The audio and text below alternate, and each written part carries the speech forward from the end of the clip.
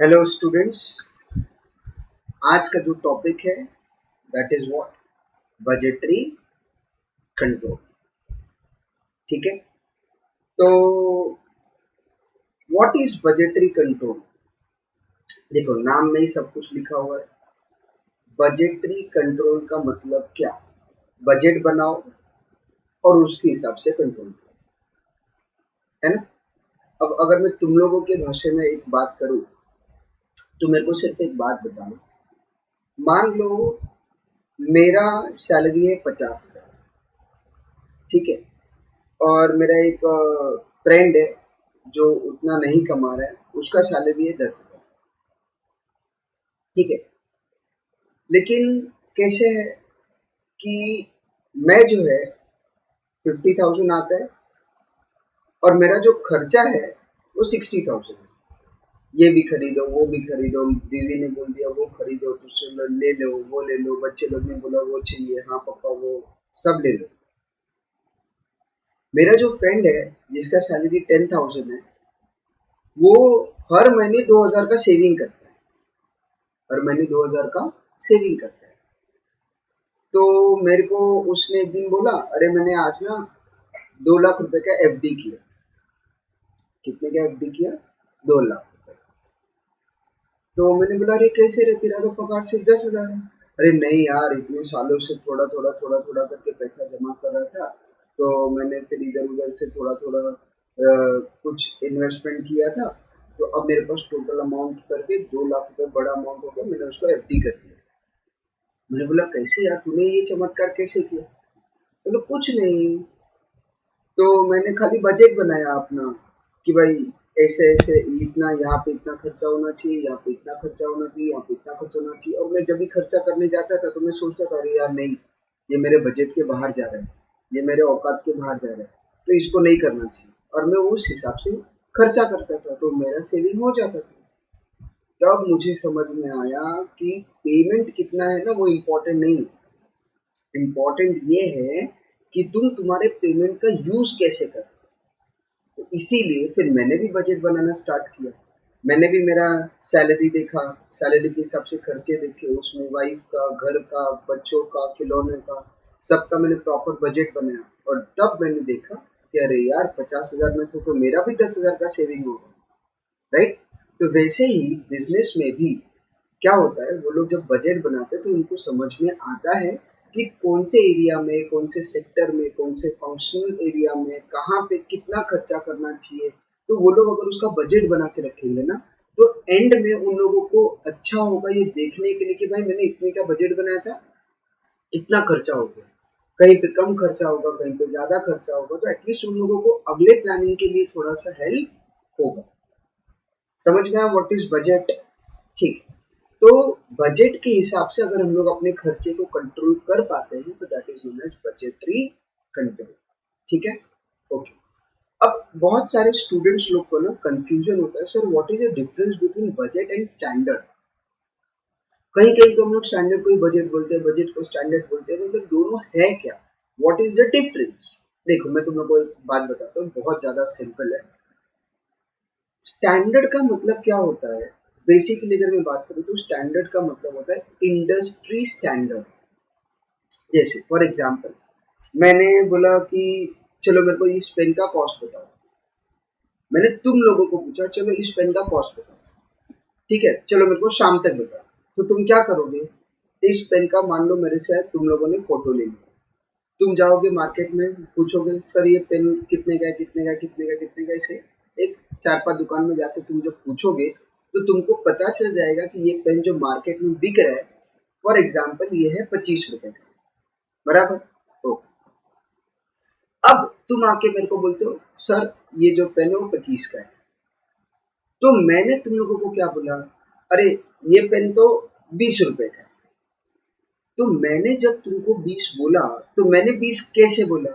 मैं इतने सालों से यही पेन बना रहा हूँ, है ना। उसमें कॉस्ट प्लस प्रॉफिट प्रॉफिट सब ऐड करके मेरा प्राइस है 20 रुपए, राइट। तो मैंने मेरे मेरे एक्सपीरियंस से तुम लोगों को बताया कि ये कितने रुपीस का है, 20। तुम लोगों ने बाहर के एक्सपीरियंस से तुम लोगों ने मुझे बताया 25। तो बेसिकली बजट और स्टैंडर्ड में बेसिक डिफरेंस यही है। बजट मतलब हम लोग खुद के लिए बनाते हैं, बजट कोई और, मेरा बजट कोई और यूज नहीं कर सकता। जैसे अगर मैं मेरा बजट बनाऊं 50,000 की सैलरी का, वो मैं दे दूं मेरे दोस्त को जिसका सैलरी है 10,000, तो उसके किसी काम का नहीं। तो बेसिकली बजट जब हम लोग बनाते हैं तो वो अपने लिए बनाते हैं, वेयर जो स्टैंडर्ड होता है वो यूनिवर्सल होता है। वो जो भी सेम टाइप की इंडस्ट्री है, सेम टाइप की कंपनीज है जो सेम टाइप का प्रोडक्ट बना रहे हैं, वो स्टैंडर्ड सबके लिए। ओके, समझ में आया मैंने क्या बोला? बजट जो होता है वो स्पेसिफिक पीरियड के लिए होता है, स्टैंडर्ड का ऐसा कोई पीरियड नहीं है, स्टैंडर्ड होता ही है, वैसे ही है, क्योंकि वो बाहर मार्केट से हम लोग ने लाया है, तो उसके हिसाब से बेसिकली जो अपना बजट भी होता है ना, वो स्टैंडर्ड के आसपास ही होता है। क्योंकि तुम स्टैंडर्ड से बहुत ज्यादा या बहुत कम कर दोगे तो तुम्हारा गड़बड़ी होगा। ठीक है, तो मेजॉरिटी ऑफ द टाइम जो बजट है, जो स्टैंडर्ड है, वो आसपास ही होता है। ठीक है, चलो जाने दो, that was the difference between budget and standard. वापस आ जाते हैं हम लोग जरा अपने टॉपिक पे, दैट इज बजटरी कंट्रोल।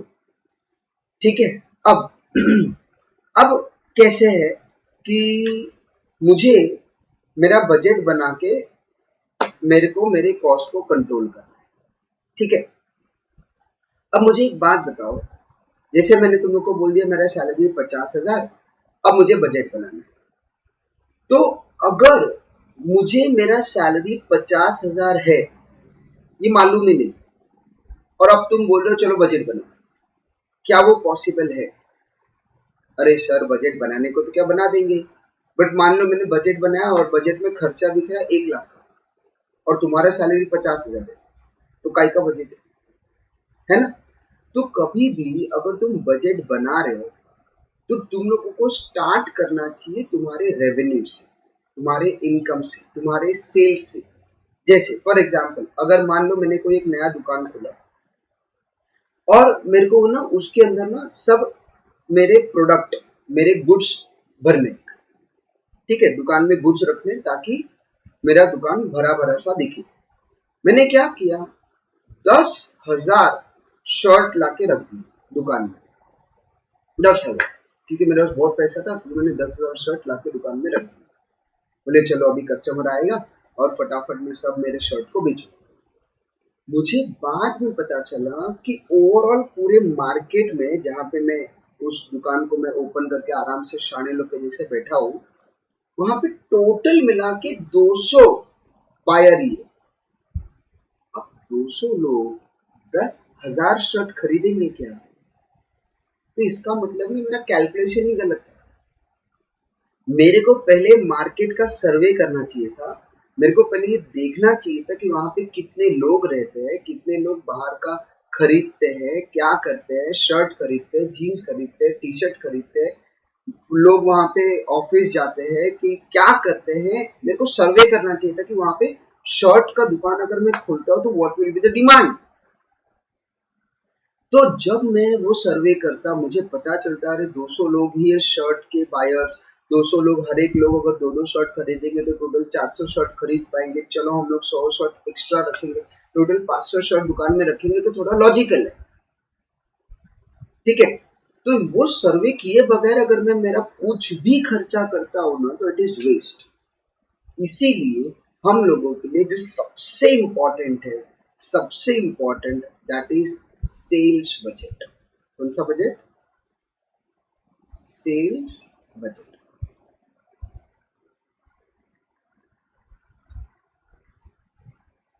अब जरा ध्यान से सुनना, हर एक बजट एक दूसरे पे डिपेंडेंट है। ठीक है, तो जो सबसे इम्पोर्टेंट है वो है सेल्स बजट। पहले तुम ये चेक कर लो कि मार्केट में डिमांड कितना है, कितना प्रोडक्ट तुम बेच सकते हो, कितने में बेच सकते हो, और फिर तुम आगे का थोड़ा बजट बनाओ, तो शायद तुम्हारा काम और थोड़ा इजी होगा।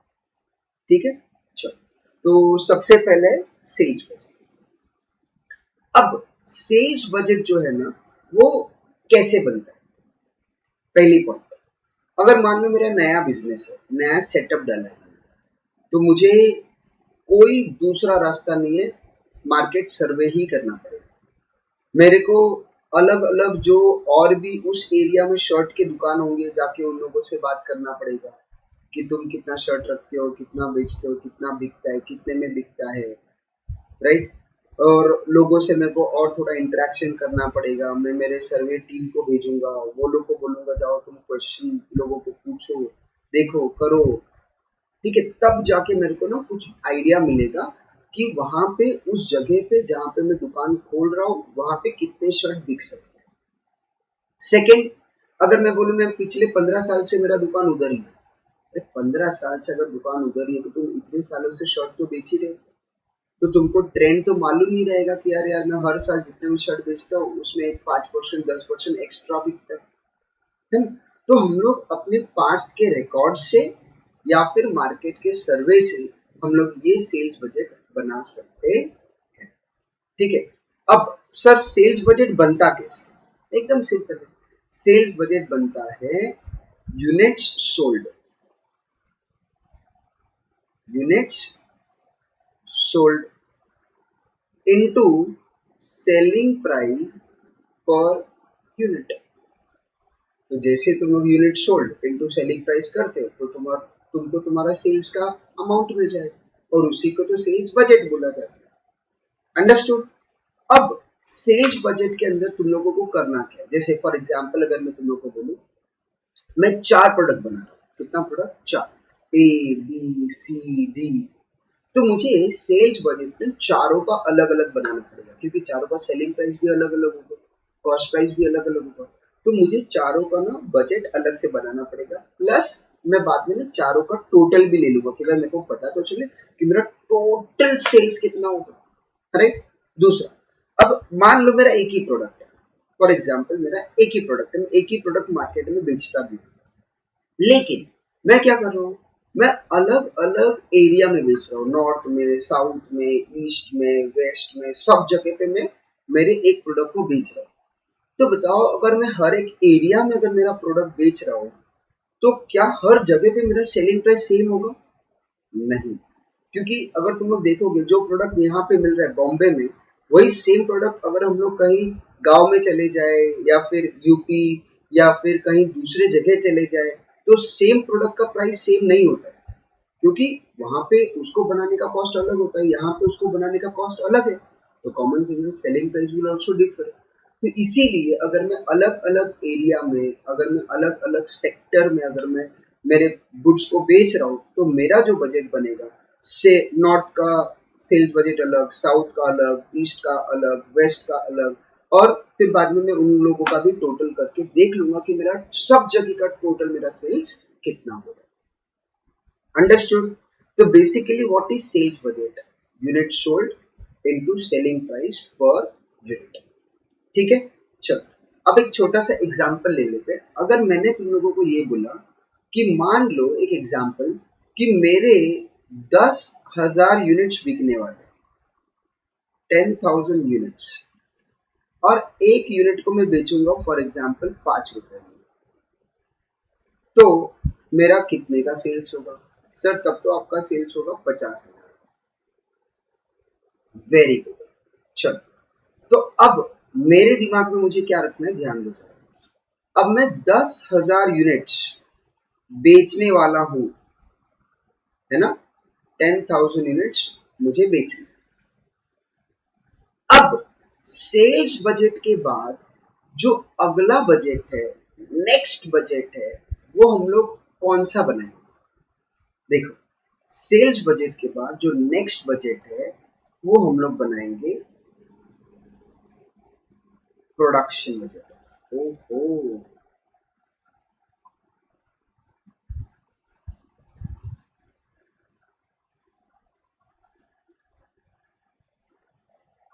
बोलो सेल्स बजट के बाद कौन सा बजट बनाएंगे हम लोग? Production budget. अब मुझे ये बताओ अगर मुझे 10,000 यूनिट बेचना है तो कितना बनाना चाहिए? सर 10,000। हाँ बराबर है, जितना बना उतना बेचो, बाद में दुकान खाली रखो, कोई आएगा तब देखा जाएगा, है ना। पागल कहीं। तो अगर मुझे सेल्स अगर मुझे सेल्स करना है 10,000 यूनिट्स, है ना, अगर मुझे बेचना है 10,000 यूनिट्स, तो बेचने के बाद कुछ तो मेरे दुकान में बचना चाहिए कि नहीं बचना चाहिए? हाँ सर, बचना तो चाहिए। तो मैं इसी में ना ऐड कर दूंगा मेरा क्लोजिंग स्टॉक। क्लोजिंग स्टॉक, ठीक है। तो क्लोजिंग स्टॉक कितना है, चलो मान लेते हैं 2000 यूनिट्स। तो इसका मतलब मेरे दुकान में टोटल 12,000 यूनिट्स होना चाहिए, है ना। तो इसी को हम लोग बोल सकते हैं यूनिट्स अवेलेबल फॉर सेल। क्या बोलेंगे? यूनिट्स अवेलेबल फॉर सेल, मतलब बेचने के लिए मेरे पास 12,000 यूनिट्स है। क्या करने के लिए? बेचने के लिए, है ना। Closing stock. तो मुझे 10,000 यूनिट्स बेचना है, बेचने के बाद 2,000 यूनिट्स बचना चाहिए। इसका मतलब मेरे पास टोटल मिला के 12,000 यूनिट्स होना चाहिए, है ना। ओके, फिर मैं क्या बोलता हूँ, अरे यार मेरे पास ना पिछले साल का ना 1,000 यूनिट अभी भी है। पिछले साल का कितना यूनिट है अभी भी? 1,000। तो मैं क्या कर दूंगा, मेरे पास होना चाहिए 12,000, उसमें से मेरे पास ओपनिंग स्टॉक 1,000 यूनिट है। तो बताओ मुझे बनाना कितना चाहिए? बोलो, मुझे बनाना कितना चाहिए? What should be my production?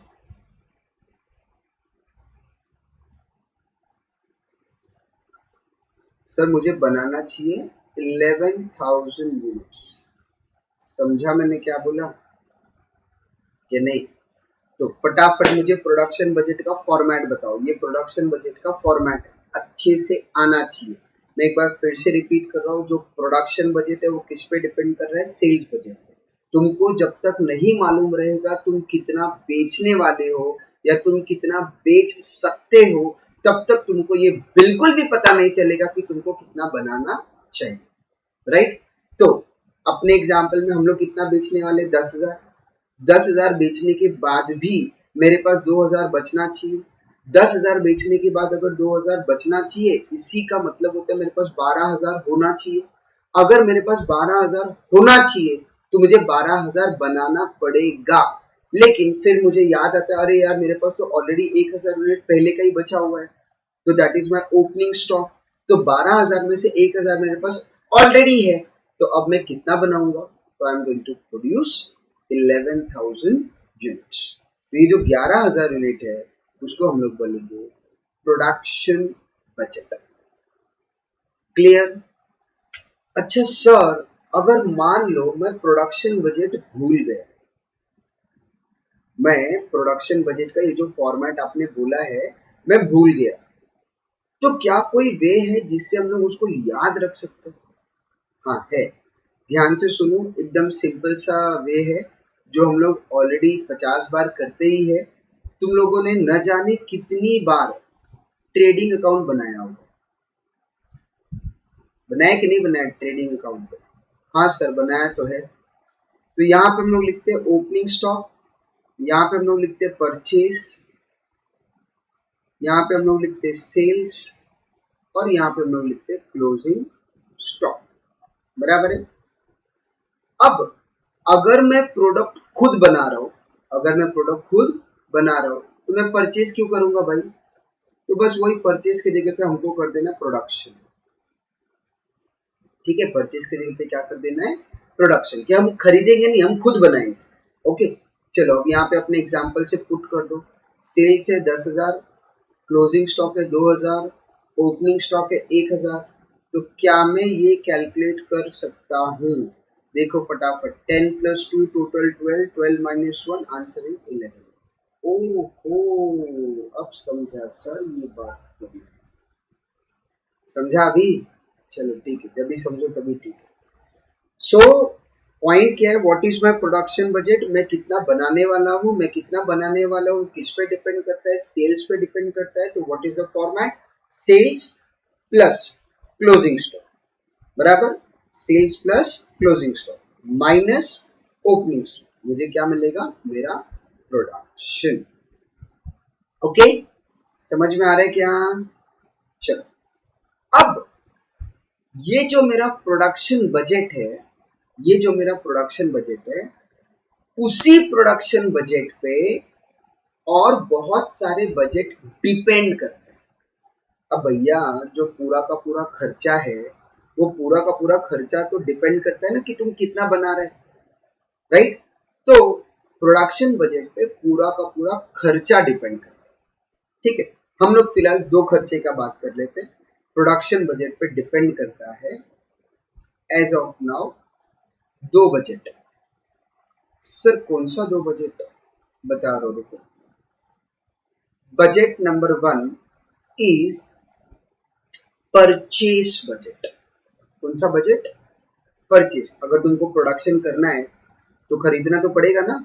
हाँ हाँ सर, खरीदना तो पड़ेगा, तो वो बन जाएगा अपना परचेस बजट। लेकिन लेकिन अब मुझे तुम लोग ये बताओ, अगर मान लो मैं परचेस करने के लिए मार्केट में चले गया, परचेस करने के लिए मार्केट में चले गए, क्या परचेस करूंगा? Sir raw material. अब सवाल ये बनता है कि सर रॉ मटेरियल परचेस तो करूंगा मैं, लेकिन कितना परचेस करना पड़ेगा?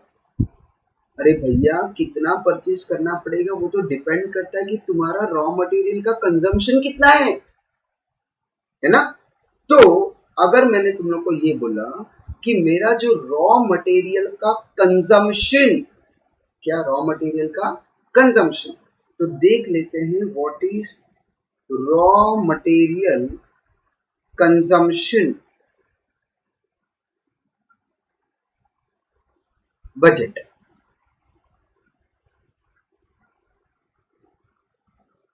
रॉ मटेरियल कंजम्पशन बजट कि मैं कितना रॉ मटेरियल कंज्यूम करूंगा, राइट? तो भैया कंजम्पशन तुम्हारा डिपेंड करता है प्रोडक्शन पे, तो पहले मैं लिख दूंगा प्रोडक्शन। तो अपने एग्जांपल में तो समझ में आ रहा है कि हम लोग 11,000 यूनिट्स बनाने वाले, है ना। अब अगर मैं रॉ मटेरियल का बात करूं, एक यूनिट को बनाने के लिए, एक यूनिट को बनाने के लिए for example 3 kg of raw material लगता है, तो into raw material per unit, एक यूनिट को बनाने के लिए कितना रॉ मटेरियल लगता है?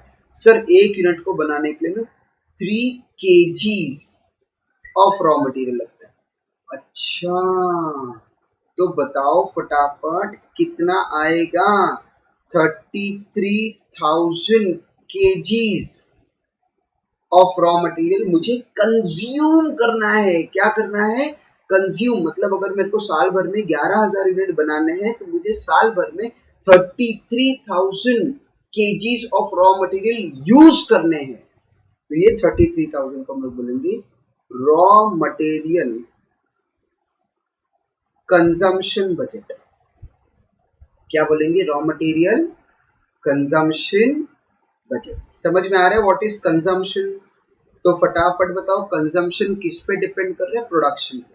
तुम जितना प्रोडक्शन करोगे उतना रॉ मटेरियल कंज्यूम ज्यादा होगा, जितना प्रोडक्शन कम करोगे तो रॉ मटेरियल कम लगेगा, ज्यादा करोगे तो रॉ मटेरियल ज्यादा लगेगा, राइट?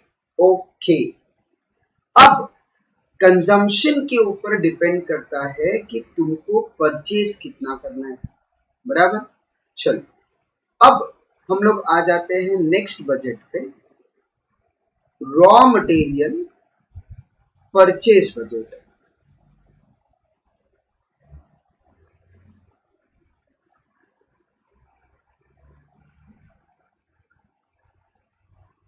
किस पे आगे? Raw material purchase budget. चलो बताओ फटाफट रॉ मटेरियल का परचेस बजट किस पे डिपेंड कर रहा है? सर रॉ मटेरियल का परचेस बजट जो है वो डिपेंड करता है कि रॉ मटेरियल कंज्यूम कितना होगा। तो मतलब जो रॉ मटेरियल का परचेस बजट है वो इस पे डिपेंड करता है रॉ मटेरियल के कंजम्पशन पे। Yes sir. तो मैंने अगर तुम लोगों को ये बोला रॉ मटेरियल कंज्यूम्ड है 33,000 kg, बराबर, इतना तुमको रॉ मटेरियल लगने ही वाला है पूरे साल भर में। तुम मार्केट में पहुंच गए और तुमको खरीदने पूरे साल भर, तो फटाफट बताओ कितना खरीदोगे। सर सिंपल है 33,000। हाँ बराबर साले 33,000। अरे रॉ मटेरियल अगर तुम बिजनेस कर रहे हो तो घर पे या बिजनेस में कुछ तो रॉ मटेरियल एक्स्ट्रा होना चाहिए बचा हुआ।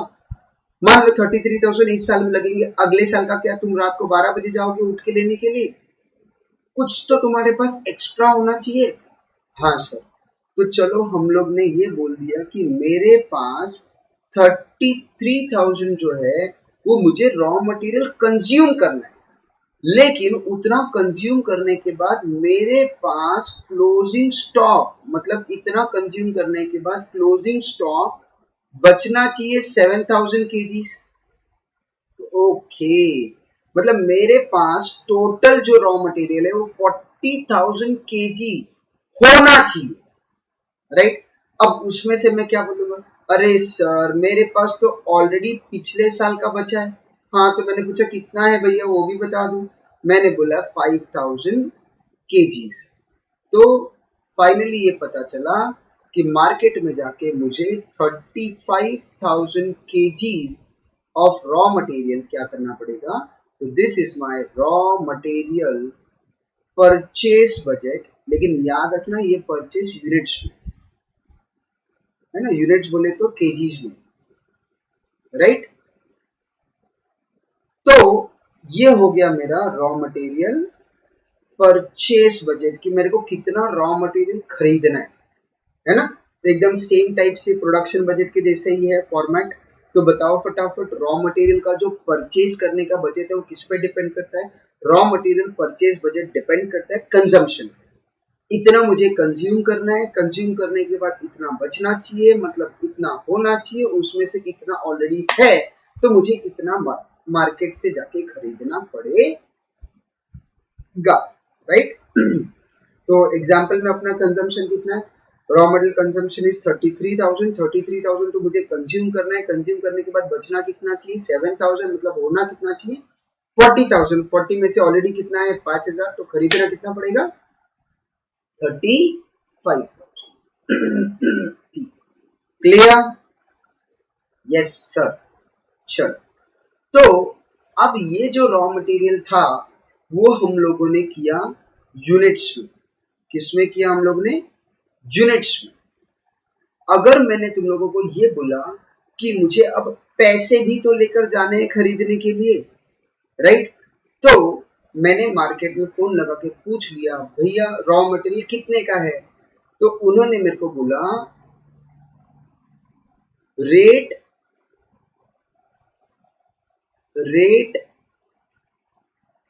पर KG of raw material, rate पर केजी ऑफ रॉ मटेरियल। चलो मान लो उसने बोला 2 रुपए, तो मैं मल्टीप्लाई कर दूंगा। 35,000 केजी मुझे खरीदना है, 2 रुपए का 1 किलो मिलेगा, तो बताओ what is my raw material purchase budget. लेकिन इस बार ये अमाउंट में रहेगा, बोलो कितना पैसा लगेगा सर? 70,70,000। समझ में आया? तो जो मेरा रॉ मटेरियल परचेज बजट है दैट इज 70,000। क्लियर कि नहीं? तो मैंने क्या क्या बोला फटाफट बताओ। सबसे पहले सेल्स बजट। सेल्स बजट पे क्या डिपेंड कर रहा है? Production budget. प्रोडक्शन बजट पे क्या डिपेंड कर रहा है? Raw material consumption budget. Raw material consumption पे क्या डिपेंड कर रहा है? रॉ मटेरियल परचेज बजट का यूनिट्स। और रॉ मटेरियल का परचेज बजट का यूनिट्स पे क्या डिपेंड कर रहा है? रॉ मटेरियल परचेज बजट का अमाउंट। क्लियर? ओके सर, आपने ना यहाँ पे प्रोडक्शन बजट को 2 पार्ट में डिवाइड किया, सेकंड पार्ट तो वैसे ही रह गया। यस, प्रोडक्शन पे और क्या डिपेंड करता है? प्रोडक्शन पे डिपेंड करता है लेबर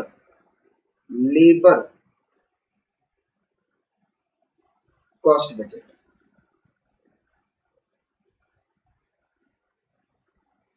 है ना? Yes sir. अब मुझे ये बताओ, लेबर का पेमेंट करना है तो किस पे डिपेंड करें? सर प्रोडक्शन पे। जितना कम प्रोडक्शन उतना कम टाइम उतना कम पेमेंट। जितना ज्यादा प्रोडक्शन उतना ज्यादा काम, उतना ज्यादा टाइम, उतना ज्यादा पेमेंट, राइट? ओके, तो इसका मतलब अगर मैं तुम लोगों को ये बोलूं कि ये जो लेबर कॉस्ट बजट है वो डिपेंड करता है कि लेबर ने कितने आवर्स काम किए। हाँ सर, वो तो उसी पे डिपेंड करता है। तो वो आवर्स कैसे पता चलेगा?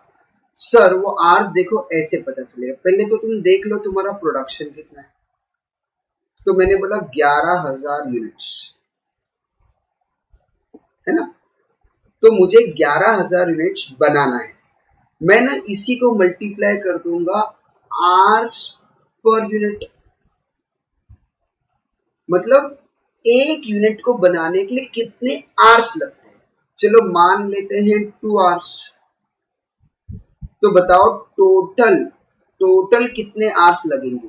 Sir 22,000 hours. तो ये तुम लोग को मिल जाएगा टोटल आवर्स, बराबर है? मतलब लेबर को जो पेमेंट करना है that payment will be for 22,000 hours, right? अब इनको मल्टीप्लाई कर देंगे हम लोग रेट पर आवर कि भैया एक घंटे का पगार कितना है। एक घंटे का पगार है फॉर एग्जाम्पल हम लोग ले लेते हैं 0.80 पैसे। ओके, तो बस मल्टीप्लाई कर दो 22,000 into 0.8 that gives you 17,600. This is your labor cost budget.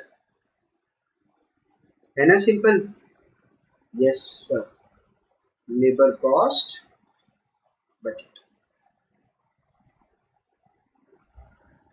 Clear? चलो, अब जैसे हम लोग ने ये सब देख लिया, labour cost budget, consumption budget, purchase budget, है ना? अब वैसे ही ना और भी बहुत सारे बजट होते हैं। जैसे अगर मैं तुम लोगों को बोलूं कि सेलिंग एंड डिस्ट्रीब्यूशन ओवरहेड का बजट होता है, तुम लोग का एडमिनिस्ट्रेशन ओवरहेड्स का बजट होता है, बट वो सब चीज मैं यहाँ पे नहीं लिख रहा हूँ। दैट इज वेरी कॉमन कि तुम्हारा जो एडमिनिस्ट्रेटिव का खर्चा है उसका फटाफट सब खर्चा लिख दो और उसका टोटल ले लो, that is your administrative cost budget. S&D का भी सेम टाइप से है, ऐसा सेलिंग एंड डिस्ट्रीब्यूशन का खर्चा लिख लो, उसका टोटल ले लो, तो दैट इज योर S&D का बजट है। ओके, चलो अब हम लोग ना कुछ और इम्पोर्टेंट बजट का बात कर लेते हैं। ये सब जो भी बजट अब तक हम लोग ने किया दैट वाज लिंक्ड, एक दूसरे से ये लोग क्या थे, लिंक थे। अब इसके अलावा और कौन कौन से बजट है जो हमारे लिए एग्जाम के हिसाब से इम्पोर्टेंट है, ठीक है? अच्छा, इसके अलावा जो बजट है जो हमारे लिए इम्पोर्टेंट है, एक होता है फिक्स्ड बजट। अब फिक्स्ड बजट तो भैया फिक्स्ड बजट है, तुम प्रोडक्शन 11,000 यूनिट करो, 12 करो, 13 करो, 15 करो, 20 करो या करो भी मत, fixed cost is going to remain same. तो हम लोग यहाँ पे ना फिक्स्ड बजट का बात नहीं करेंगे क्योंकि fixed budget is rigid, it is fixed, right? तो जो इंपॉर्टेंट बजट है that is flexible budget. Flexible budget, sir ये फ्लेक्सिबल बजट क्या होता है बताता हूँ, एक minute. Flexible budget is very very and very important. अगर मैं तुम लोगों के एग्जाम का बात करूँ तो भी इंपॉर्टेंट है, और अगर मैं नॉर्मल लाइफ का बात करूँ तो भी flexible budget is very important.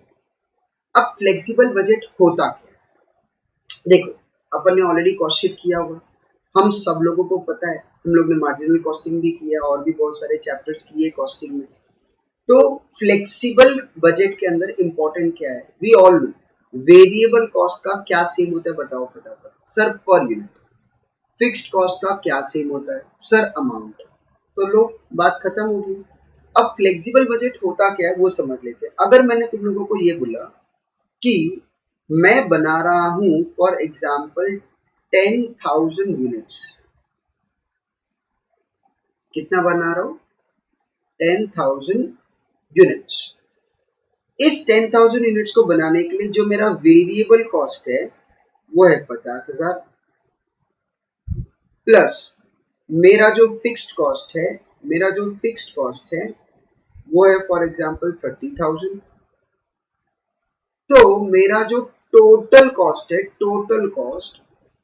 That is 80,000। समझ में आ रहा है?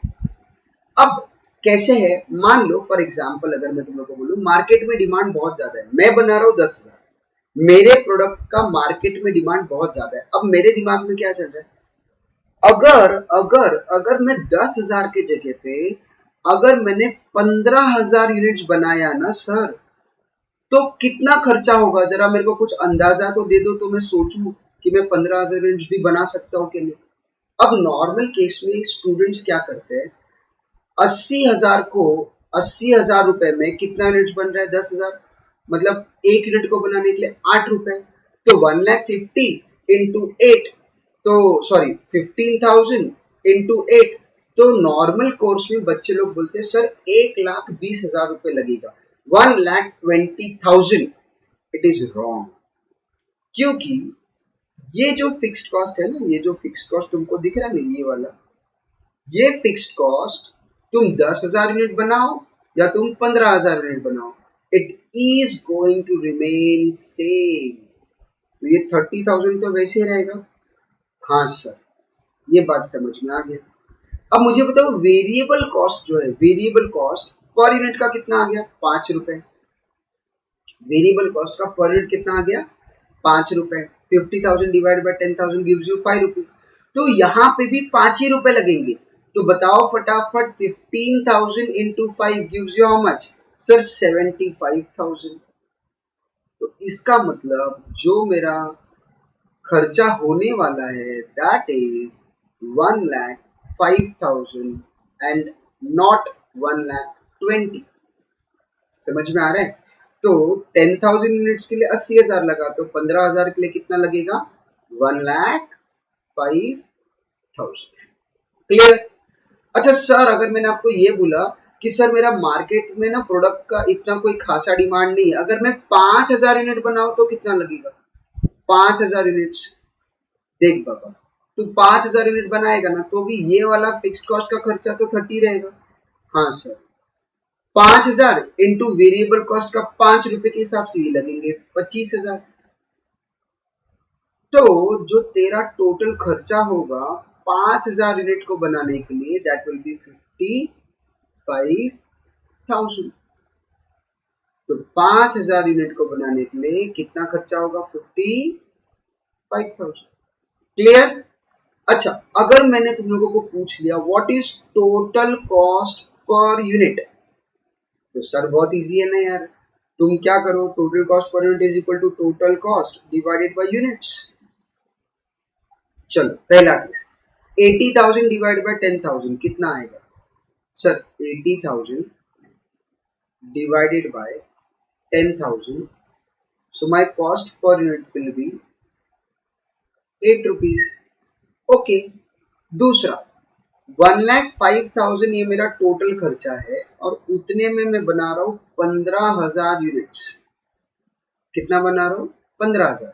तो 1,05,000 डिवाइडेड बाय 15,000, तो आंसर कितना आ रहा है, 7 रुपीज। ओहो सर, ध्यान से देखो, यहाँ पे लग रहे थे 8 रुपए, देखो यहाँ पे लग रहे थे 8 रुपए। अगर तुम ज्यादा प्रोडक्शन करते हो तो सस्ते में बन रहे सर। हाँ, तो इसका मतलब अगर मार्केट में कंपटीशन ज्यादा है और तुमको तुम्हारा कॉस्ट अगर कम करना है, तो तुम ज्यादा प्रोडक्ट बना के अगर बेच सकते हो तो खर्चा भी कंपैरेटिवली कम होगा। लेकिन ऑन दी अदर हैंड अगर मैं बात करूं, मैंने 5,000 यूनिट बनाया, तो 55,000 डिवाइडेड बाय कितने यूनिट्स है, 5,000, so my answer will be 11 rupees. हो सर, यहाँ पे तो खर्चा बहुत ज्यादा हो गया। हाँ, तो अगर तुम प्रोडक्शन ज्यादा करोगे तो खर्चा थोड़ा पर यूनिट का कम होगा, और अगर तुम प्रोडक्शन कम करोगे तो खर्चा कंपैरेटिवली ज्यादा भी हो सकता है। समझा मैंने क्या बोला, what is flexible budget? Flexible budget में हम लोगों को फायदा सिर्फ इतना है कि हम लोग फटाफट अलग अलग यूनिट्स पे कितना खर्चा होने वाला है ये हम लोग अंदाजा पहले से लगा सकते हैं, और वो अंदाजा अगर हम लोगों को आ गया तो वो हमारे फ्यूचर प्लानिंग के लिए हेल्प करेगी। क्लियर? चलो अब बजट में हम लोग देख लेते हैं लास्ट वाला बजट जो सबसे इंपॉर्टेंट है एग्जाम के हिसाब से, दैट इज कैश बजट। अच्छा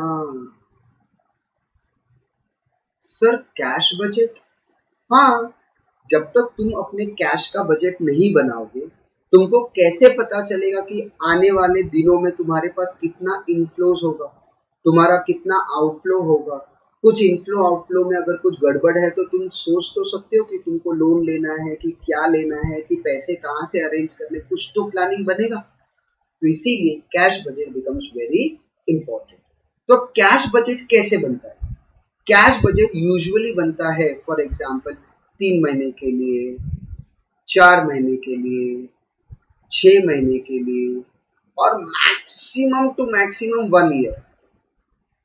ठीक है, उससे ज्यादा तो पॉसिबल ही नहीं है। तो बेसिकली जो कैश बजट होता है वो बहुत ज्यादा टाइम पीरियड के लिए नहीं बनता, it is basically 3 to 6 months normally. ठीक है, अब कैश बजट बनता कैसे, उसका फॉर्मेट क्या है? देखो सबसे पहले हम लोग ले लेंगे रिसीप्ट्स। क्या ले लेंगे? रिसीप्ट्स। मान लो पूरे 3 महीने में या 4 महीने में हम लोगों को पैसे मिले, फॉर एग्जाम्पल हम लोग ले लेते हैं जैन, फेब और मार्च। रिसीप्ट है फॉर एग्जाम्पल 5,000, 8,000 और 6,000। ठीक है, this is my receipt. Minus minus मैं कर दूंगा पेमेंट्स, कि मैंने पेमेंट कितना किया। चलो यहाँ पे ले लेते हैं 4,000, यहाँ पे लेते हैं 8,500 और यहाँ पे ले लेते हैं 4,500। ठीक है, तो अब मुझे यहाँ पे ये पता चलेगा कि व्हाट इज माय सरप्लस या डेफिसिट। 5,000 मिले थे, उसमें से 4,000 खर्च हुए तो 1,000 बचा हुआ है, दैट इज सरप्लस। 8,000 रिसिप्ट था, 8,500 मेरा पेमेंट है, तो भैया 5,000 रुपए नेगेटिव हो गए, सॉरी 500। 500 इज नेगेटिव कि ज्यादा खर्च हो गए, इट इज माई डेफिसिट। और यहाँ पे 1,500 रुपीज मेरे पास बचे। क्लियर? तो ये मैंने क्या किया, जैन का, फेब का और मार्च का अलग अलग कैलकुलेट कर लिया। अब अगर मैं तुम लोगों को ये बोलूं कि जैन में, जैन जब चालू हुआ, जैन जब स्टार्ट हुआ, तब मेरे पास ओपनिंग बैलेंस, क्या? ओपनिंग बैलेंस, ओपनिंग बैलेंस था मेरे पास 300 रुपए। अच्छा, तो जब जैन स्टार्ट हुआ तब मेरे पास थे 300 रुपए। तो मेरे पास 300 रुपए पहले से थे, राइट? तो बताओ मेरे पास 300 पहले से थे, 1,000 अभी मिले, तो बताओ मेरे पास टोटल अब कितने पैसे हो गए? सर अब तो मेरे पास हो गए 1,300। इसी को हम लोग बोलेंगे क्लोजिंग बैलेंस। क्लियर? अब यही क्लोजिंग बैलेंस जो जैन का क्लोजिंग है वो फेब में क्या बनेगा बताओ फटाफट। सर फेब का तो ओपनिंग बनेगा, यस, तो वो बन जाएगा फेब का ओपनिंग। तो अब बताओ मुझे फेब जब स्टार्ट हुआ तब मेरे पास कितने पैसे थे? सर मेरे पास थे 1,300। उस 1,300 में कुछ पैसे ऐड हुए या कम हो गए? सर 500 रुपए कम हो गए। सो 1,300 minus 500, so my balance becomes 800, right? फिर 800 रुपए मेरे क्लोजिंग है, वो यहाँ पे क्या बन जाएंगे? ओपनिंग बनेगी। तो बताओ फटाफट मेरे को मार्च में 800 रुपए मेरे पास पहले से थे, 1,500 और मिले, फटाफट बताओ कितने हो गए? Sir it has become 2,300 rupees. Clear? तो ऐसे टाइप से हम लोग कुछ कैश बजट करेंगे। मैं रिपीट कर देता हूँ, एक बार देख लो। सबसे पहले क्या लिखना है? रिसिप्ट। माइनस क्या करना है, पेमेंट। क्या मिलेगा, सरप्लस या फिर डेफिसिट, या तो पैसा कम पड़ेगा या पैसा ज्यादा हो जाएगा। उसी में हम लोग क्या करेंगे, उसी के अंदर हम लोग ऐड कर देंगे हम लोगों का ओपनिंग बैलेंस। तो ओपनिंग बैलेंस ऐड कर देंगे तो हम लोगों को क्या मिल जाएगा, क्लोजिंग बैलेंस। Clear, confirm. और यही क्लोजिंग बैलेंस इस महीने का अगले महीने के लिए क्या बन जाएगा, ओपनिंग बैलेंस।